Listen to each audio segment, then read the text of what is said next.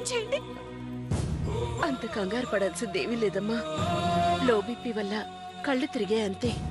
ఎంత చెప్తున్నా వినకుండా రెస్ట్ లేకుండా రాత్రి పగలు పనిచేస్తే ఇలాగే బీపీ పడిపోతుంది.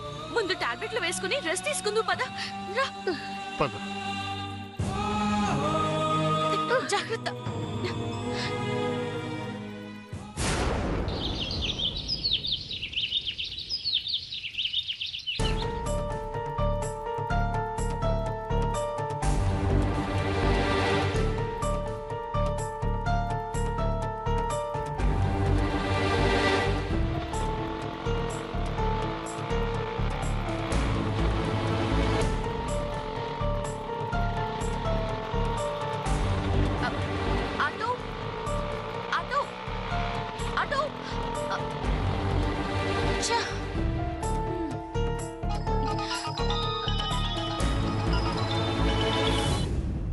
ఎక్కడున్నావే? ఆల్రెడీ బయలుదేరానే. ఆటో కోసం చూస్తున్నాను. 10 minutes లో నీ ముందుంటాను. ఓకే. ఆ 2000 తీసుకొస్తున్నావు కదా? తీసుకొస్తున్నాను, టెన్షన్ పడుకు. Okay, bye. బాయ్. చా, అవసరానికి ఒక బస్సు ఉండదు, ఒక ఆటో ఉండదు. అవతల దానికేమో అర్జెంటుగా డబ్బులు ఇవ్వాలి. ఎలా వెళ్ళాలో ఏమిటో.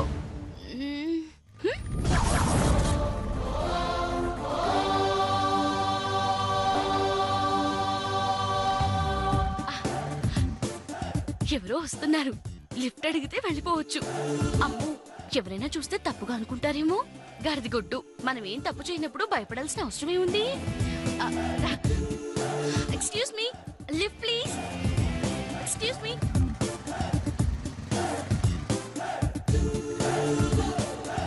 Lift please. ఈ రాక్షసి నన్ను లిఫ్ట్ అడుగుతుంది. హెల్మెట్ లో గుర్తుపట్టుండదు. సర్లే, లిఫ్ట్ వంకతో ఓ ఆట ఆడిద్దాం.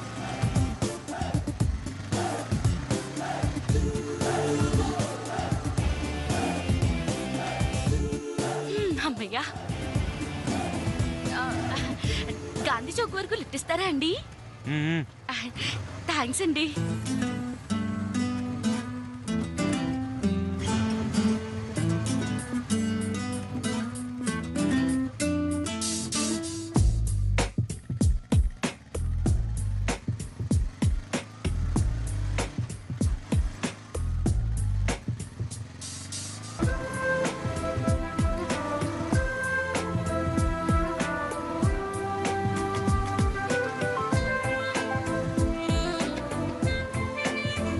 రూపాయలు ఉన్నాయా? చేంజా అండి? కాదు, చార్జ్. చార్జా? లిఫ్ట్ ఇచ్చి కూడా తీసుకుంటారండి? గిఫ్ట్ ఇచ్చినా చార్జ్ తీసుకుంటాను. ఇస్తావా, దిగుతావా? ఇస్తానులేండి. అదేంటి, ఆటో వాళ్ళు 6 రూపాయలు అడుగుతారు, మీరేమిటి 10 రూపాయలు అడుగుతున్నారు? ఆటో నడిపితే నేను 6 తీసుకుంటాను, కానీ ముందు మీరు నాకు 10 ఇవ్వండి. పారిపోమండి, ఇస్తాంలేండి. ఇదిగోండి మీ 10 రూపాయలు. వాళ్లే అనుకున్నాను. అలాంటి వాళ్ళు దేశంలో ఇంకా చాలా మంది ఉన్నారన్నమాట. ఉన్నారులేండి, 2 తల్లి కొడుకులు, పరమ పిసునారులు. పైసా కోసం పేడతో స్నానం చేయమన్నా చేసేస్తారు. అంత కక్కుర్తి మనుషులు వాళ్ళు.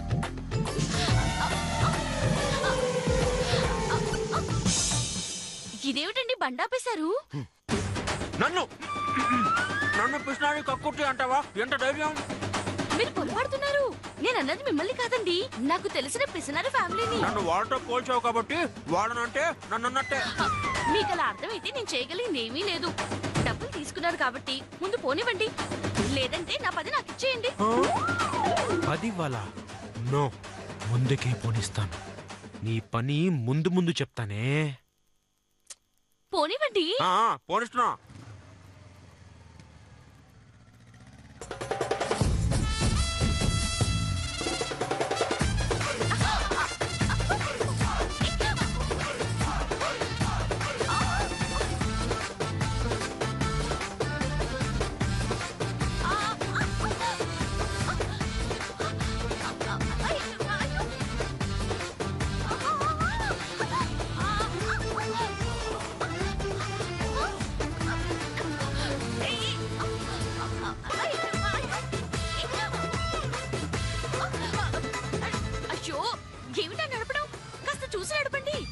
నాకు ఇలా నడపడమే వచ్చు. ఇష్టం ఉంటే కూర్చో, లేకపోతే దిగిపో.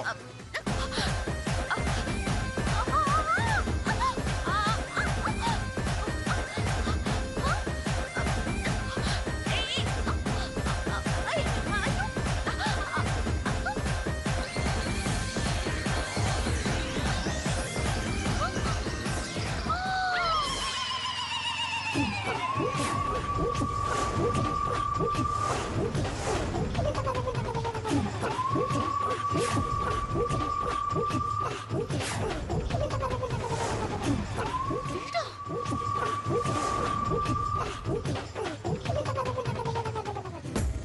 పిసినారనసూయ కొడుకా, నీ కక్కుర్తి చూసినప్పుడే డౌట్ వచ్చింది. అందుకేనా నేను తిట్టిన దగ్గర నుంచి అడ్డదిడ్డంగా నడుపుతున్నావు. నీ ఆటలు నా దగ్గర కాదు. నీ రోగం ఎలా కుదర్చాలో నాకు బాగా తెలుసు. నిన్ను ఏ గోతిలోనో పడేసి కాలికో చేతికో పంక్చర్ పెట్టించి నిన్ను హాస్పిటల్లో చేర్పించి నీతో 2000 బిల్లు కట్టిస్తే గాని నన్ను మా అమ్మని తిట్టినందుకు నాకు మనశ్శాంతి ఉండదు. నిన్ను బండి మీద నుంచి పడేసి బండికి పెద్ద పంచర్ పెట్టించి ఒక 1000 రూపాయలు రిపేర్ కి ఖర్చు పెట్టిస్తే గాని నాకు మనశ్శాంతి ఉండదు. అయ్యో,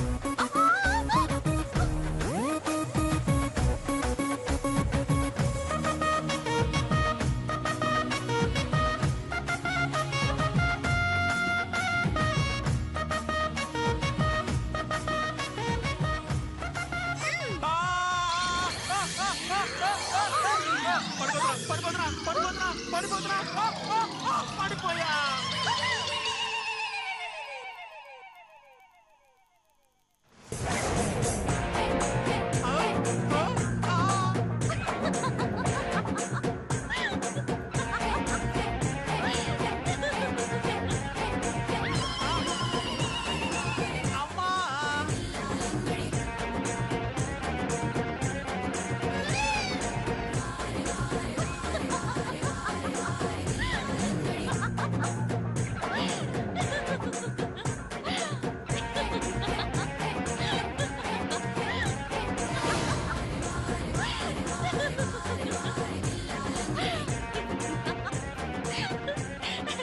చెయ్యండి.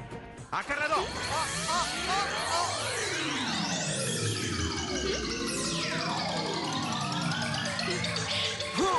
4 రూపాయలకి కకృతి పడితే 500 అద్దం విరిగిపోయిందండి.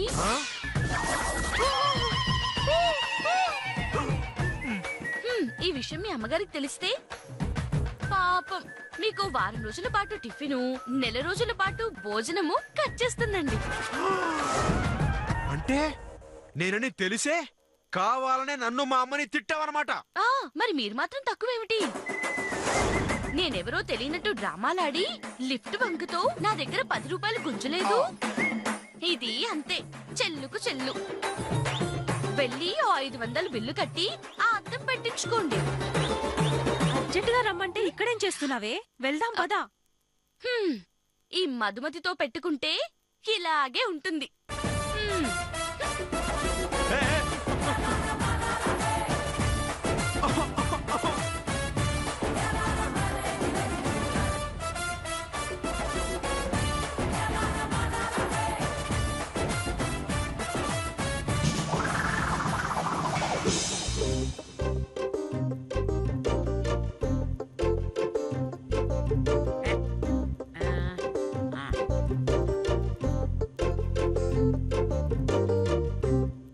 అమ్మా, మొన్న పగలగొట్టిన కుండ కొనటానికి ఇంకా ఎన్ని రోజులు పనిచేయాలమ్మా? రోజులు కాదే, సంవత్సరాలు. ఇంకో 5 సంవత్సరాలు పనిచేస్తే అప్పు తీరిపోతుందమ్మా. కుండలో నీళ్లు పోయాయి కదా, ఆ అప్పు ఖచ్చితంగా తీరిపోతుంది. నీళ్ళప్పా? మరి కొండప్పా? ఇంకో 10 ఏళ్ళు పనిచేస్తే తీరిపోతుందా? ఆ కుండ పగిలిన బాధకి నాకు జబ్బు చేస్తే మందులు వాడాను చూడు, ఆ అప్పు ఖచ్చితంగా తీరిపోతుంది. ఇక చాలమ్మా. కొండప్పు తీరాలంటే నాకు మీ అత్త వయసు వస్తుందని అర్థమైపోయింది. ఇక ఈ జన్మలో కొండ గురించి అడగనమ్మా. చాలా తెలివైన దానివే, ఏదైనా ఇట్టే పట్టేస్తావు. అందుకే నువ్వంటే నాకు ఇష్టం.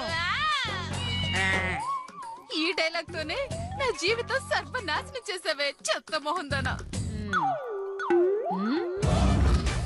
ఏంటే ఫేస్ లో కోపం కనిపిస్తుంది, కళ్ళల్లో కసి కనిపిస్తుంది, ఏంటి మ్యాటర్? నాకంత సీన్ ఎక్కడదమ్మా.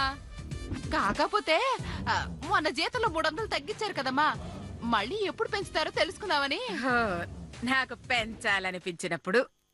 మీకు ఎప్పుడు పెంచాలనిపిస్తుందమ్మా? నిన్ను ఇంటి నుంచి పంపించాలనుకున్నప్పుడు.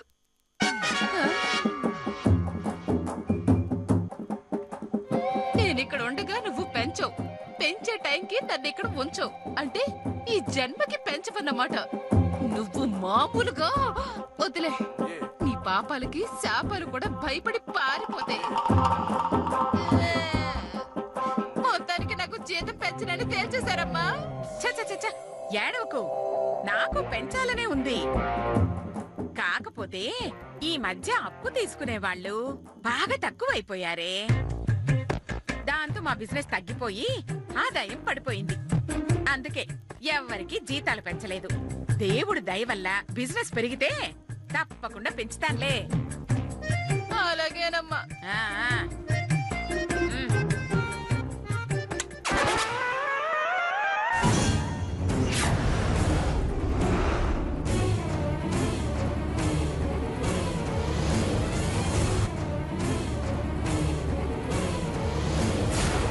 ఏమైంది చేతు?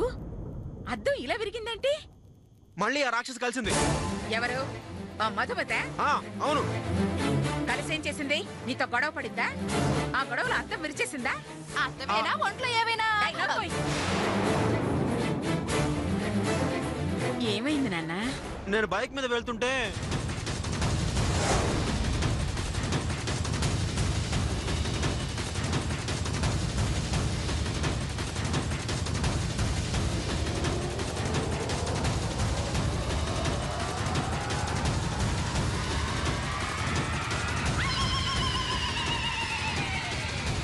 నేను బైక్ మీద ఉన్నప్పుడు ఏదో గుచ్చుకుందమ్మా. అదేంటో తెలియదు గాని బాగా గుచ్చుకుంది. ఖచ్చితంగా మధు అయి ఉంటుంది. ఇంకా అనుమానమా నీకు? 100% దాని పని. ఎన్ని రకాలుగా ఇరికించినా దానికి ఇంకా బుద్ధి రాలేదు, రాదు కూడా. అయినా దాన్ని నువ్వెందుకు బండెక్కించుకున్నా? 10 రూపాయలు వస్తాయని. వీడు అమ్మకి డూప్ లాంటోడు, దాని పిసినర్తనానికి స్టాంప్ లాంటోడు. ఆకక్కుర్తే అద్దం విరగొట్టింది. నా బాబు, నా బాబే, నువ్వేం బాధపడుకురా. ఈ విరిగిన అద్దం కూడా దాని అప్ప అకౌంట్ లో వేసేద్దాం. అమ్మయ్యా, ఇప్పుడు నాకు ప్రశాంతంగా ఉందమ్మా. లేకపోతే 100 రూపాయల అద్దం పగిలిపోయినందుకు వారం రోజులు నాకు నిద్ర ఉండేది కాదు తెలుసా. అయ్యో పిచ్చి తండ్రి, అన్ని నా పొలికలే. నాన్న, వెళ్ళి 1/2 గ్లాసు నీళ్లు తాగి 1/4 గ్లాసు టీ తాగు. వెళ్ళు, వెళ్ళు.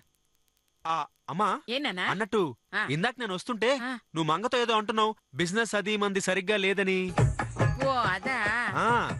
అవునరా చేతు, ఈ మధ్య అప్పుల కోసం ఎవ్వరూ రావటం లేదు.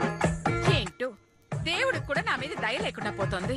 లేదంటే ఊర్లో ఎవ్వరికి రోగాలు రావట్లేదు, ఒక్క యాక్సిడెంట్ జరగలేదు, తుఫాన్ రాలేదు, కరువు రాలేదు, ఆఖరికి పంటలు కూడా నాశనమైపోలేదు. ఇలా అయితే అప్పుల్ని నమ్ముకున్న మనలాంటి వడ్డీ బిడ్డలు ఎలా బతుకుతారా? నిజమేనమ్మా, మన కష్టాలు పగవాడికి కూడా రాకూడదమ్మా. నిజానికి అప్పిచ్చే వాళ్ళని అందరూ అపార్థం చేసుకుంటారు గాని జనాల కష్టాలు వస్తేనే మనం బతకగలవని, జనాలు ఏడిస్తేనే మనం నవ్వగలవని, అసలు మనం వడ్డీలు, చక్ర వడ్డీలు, బారు వడ్డీలు వేసేది వాళ్ళకి అప్పు విలువ తెలియజేయడానికేనని ఎంత మందికి తెలుసమ్మా, ఎంత మందికి తెలుసు. బాధపడకురా, బాధపడకు. మనకు మంచి రోజులు వస్తాయి, అప్పుడు జనాల కష్టాలు వస్తాయి. అప్పుడు అప్పు కోసం ఖచ్చితంగా మన ఇంటికి వచ్చి తీరుతా. అదిగో అదిగో, ఆ వచ్చినవాడు వాడు ఖచ్చితంగా అప్పు కోసమే వచ్చుంటాడు. దేవుడు దండమ్మా. God is there. ఓకే.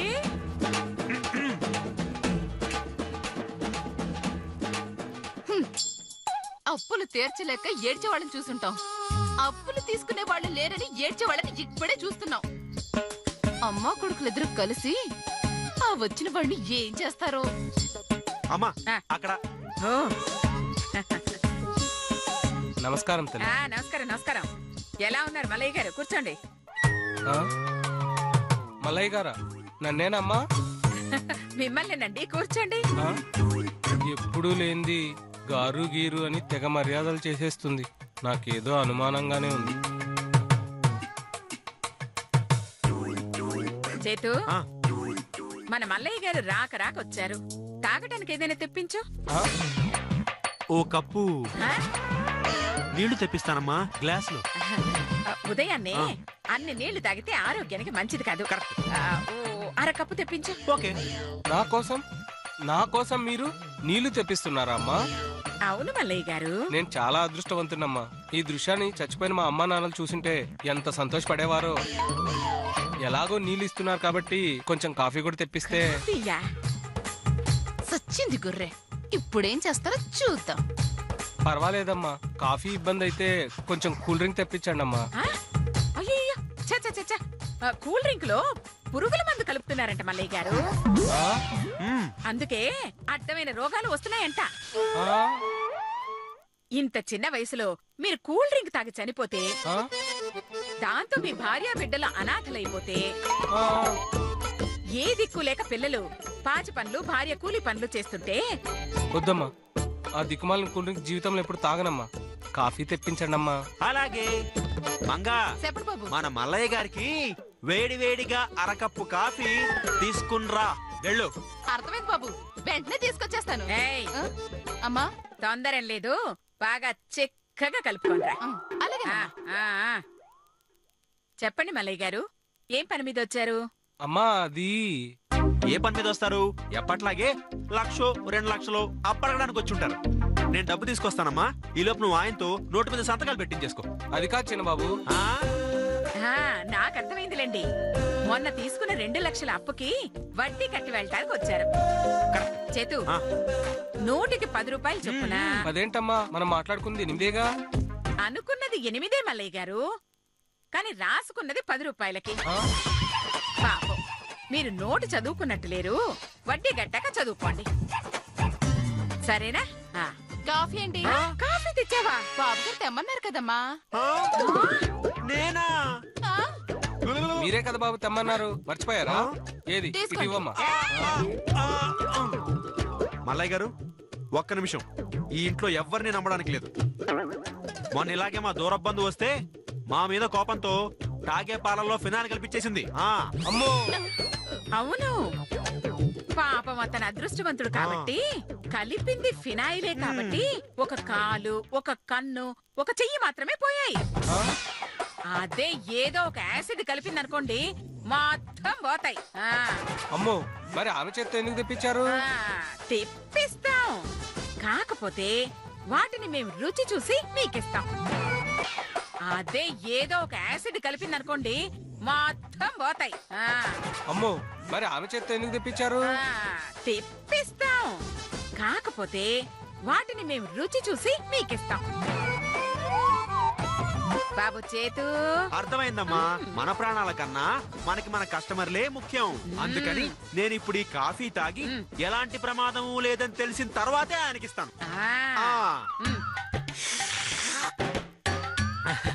అమ్మ దుర్మార్గులారా, మీరు మామూలు కాదురా.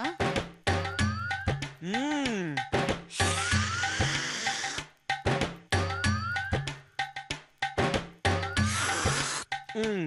బాగుందమ్మా, ఏం కలపలా. అబ్బా, అమ్మయ్యా. ఏదైనా మిగిలితే మల్లయ్యకివ్వు, పర్వాలేదు. అయితే కప్పు మంగకివ్వు. వద్దులేమ్మా, యాసిడ్ అన్నప్పుడే దాని మీద ఆశ వదులుకున్నానమ్మా. వచ్చిన పని చూసుకుని వెళ్తానమ్మా. ఇది మర్యాదస్తుల లక్షణం. చెప్పండి, అప్పు తీసుకోవడానికి వచ్చారా, వడ్డీ ఇవ్వడానికి వచ్చారా? తీసుకున్న అప్పు తీర్చడానికి వచ్చానమ్మా.